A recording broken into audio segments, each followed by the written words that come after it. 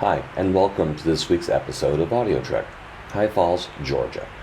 Join me, your host, Ken Sipes, as we explore the natural world around us. High Falls, Georgia is about an hour south of Atlanta and just a few minutes off the interstate.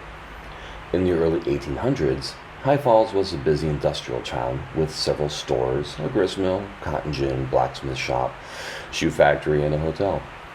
The town fell from prosperity in the 1800s when a major railroad bypassed the town. Today above the dam is the recreational High Falls Lake, which is known for its great fishing and recreational boating. Below the dam is a rocky, flat area that leads to the cascading High Falls. In November, the water flow was pretty good as there was several different sections of the cascade flowing. I do like the visual of multiple areas of water movement, not just the big roaring falling water. This way, the falls are a little bit more defined. So enjoy the sounds of this waterfall and the visuals of all the various cascades. In addition to the original 60-minute audio podcast, be sure to check out the Explorer and Magellan Circle supporter area for the 60-minute video cast or the 180-minute audio podcast.